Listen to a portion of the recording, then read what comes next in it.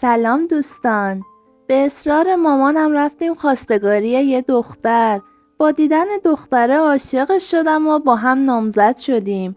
اما شب زفاف با آمدن خواهرش تو حجله از شدت تعجب چشمام 4 تا شد. لباس خواب قرمز تن کرده بود و بی توجه به قیافه متعجب من لباساشو در آورد و با اشوه تو گوشم زمزمه کرد: برای اینکه بدونید این خانواده چه بلایی سرم آوردن تا آخر ویدیو همراه ما باشید. داستان زندگی من برمیگرده به قبل از انقلاب. یه جوون 25 ساله بودم و سرم تو کار خودم بود و عاشق میوه فروشی کوچیکم بودم و هر روز میرفتم از میدون تره بار میوه می آوردم و با سلیقه میوه هامو میچیدم تو مغازه. برعکس دوستام که اون زمان با دخترا شیطنت کوچیکی میکردن، من اهل اونجور کارها نبودم و صلاح نمیدیدم برم سمتش. مادرم دنبال زن بود برام. هر دختری رو میدید میگفت فردین بریم خواستگاری؟ نظرت چیه؟ هرچی میگفتم عزیز جون بیخیال شو، من فعلا نمیخوام زن بگیرم، اما اون میگفت تا قبل مرگم میخوام تو رو تو لباس دامادی ببینم. من و عزیز جون توی خونه با هم زندگی می کردیم و پدرم فوت شده بود. 2 تا داداش داشتم که اونا هم این شهر و اون شهر پلاس بودن واسه کار کردن. من بچه کوچیکه بودم و عزیز خیلی با من وابسته بود. یه روز از سر کار برگشتم خونه و برام دیزی بار گذاشته بود. دستاشو بوسیدم و با کمک هم سفره انداختیم و نهار خوردیم. دیدم میخواد یه حرفی بزنه اما خب پشیمون میشه. با خنده گفتم جانم عزیز، هر چی میخوای بگو. اینو که شنید سری گفت مرگ من، بیا بریم خواستگاری فردا شب. یه دختر خوشگل برات انتخاب کردم. به خدا اگه دختره رو ببینی شک ندارم ازش خوشت میاد. مخالفت کردم اما به خاک بابام قسمم داد و مجبور شدم قبول کنم. خلاصه سرتون رو درد نیارم. ما راه افتادیم به طرف خونه دختر که یکی از شهرهای اطراف ما ساکن بودن. از بدو ورودمون راستش یکم با دیدن خانوادش دو دل شدم و به نظرم محبتشون از ته دل نبود. با خودم گفتم دیگه بر نمیگردم این خونه و به عزیز میگم دختره رو پسند نکردم. اما با دیدن دختر زیبایی که سینی چایی رو برامون آورد، تموم حرفایی که با خودم میزدم از خاطرم رفت و یک دل نه 100 دل عاشق دختره شدم. چادر گلگلی سر کرده بود و چشمایی مثل آهو داشت و لب‌های گل انداخته.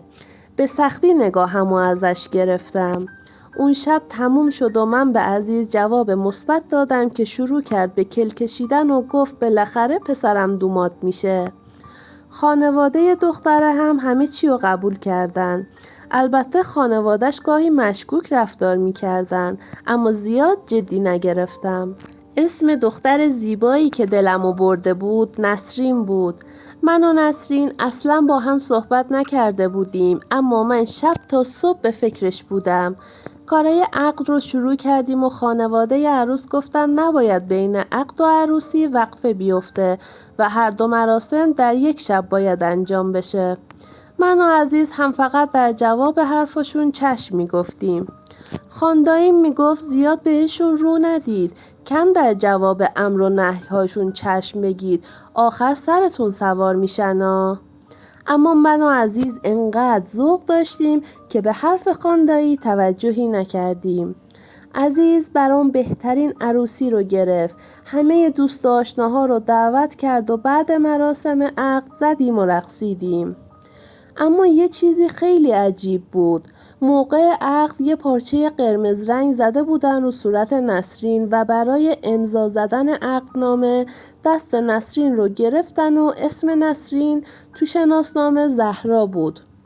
وقتی عزیز پرسید چطور اسمش زهراست تو شناسنامه، مادرش طلا خانم جواب داد اسمشو زهرا گذاشتیم اما از بچگی نسرین صداش میزنیم. ما هم دیگه چیزی نگفتیم.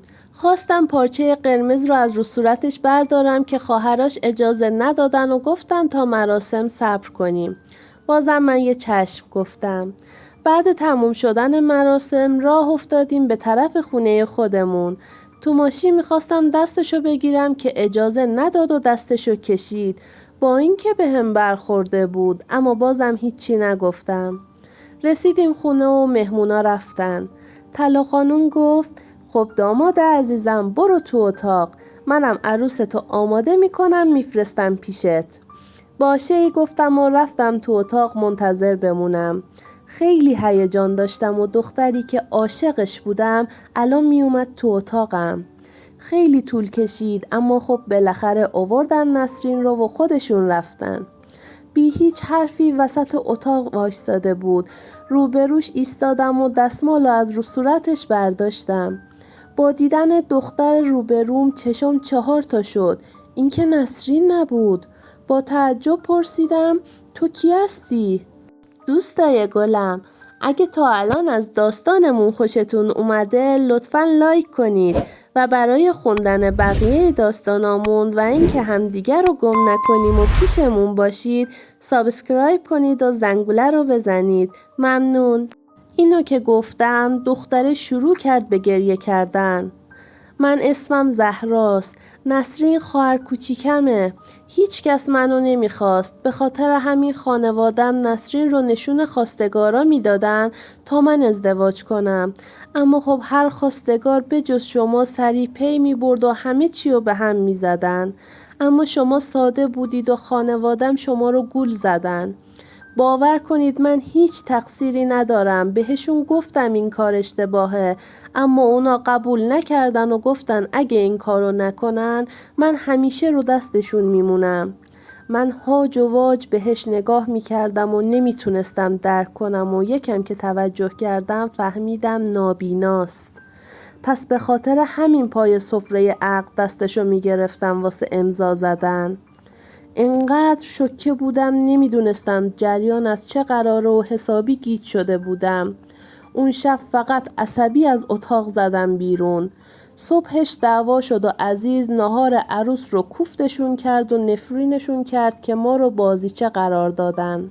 عزیز میگفت دخترتون رو پس میفرستیم اما من دلم به حال زهرا میسوخت. اون بیگناه بود و تموم مدت ترسیده بود و گریه میکرد. 1 ماهی فکر کردم. زهرا هنوز خونه ما بود اما خانداییم و عزیز بیخیال خانوادش نبودن و به من میگفتم باید طلاقش بدی. اما خب دلم نیومد و گفتم حتما سرنوشتم این بوده و زهرا رو به عنوان همسرم قبول کردم. سعی کردم پشیمونم کنن اما من مرغم 1 پا داشت و زهرا رو هر جور که بود پذیرفتم و به همه گفتم همسرمه. زهرا ازم خجالت میکشید. بی نهایت دختر خوب و آرومی بود و خیلی هم زیبا بود.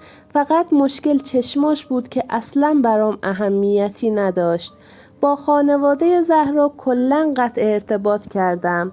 فقط یه روز خبر آوردن که نسرین از دست خانواده‌اش تن به خودکشی زد و فوت شده. دیگه بعد اون هیچ خبری از خانواده‌اش به گوشمون نرسید. من از زهرا 3 تا دختر و 5 تا پسر دارم و در کنار عزیز زندگی خوبی داشتیم ولی متاسفانه عزیز در سال 58 ما رو ترک کرد. خدا به همون بچه‌های سالمی داد و همشون ازدواج کردن و سر خونه زندگیشون هستن. راوی این داستان نوه عزیز آقا فردین و زهرا خانم بودن. شما تا حالا همچین اتفاقاتی رو شنیدید؟ به نظرتون من باید طلاق میگرفتم یا کاری که کردم درست بود؟ ممنون میشم نظراتتون رو توی کامنت ها با ما در میون بذارید.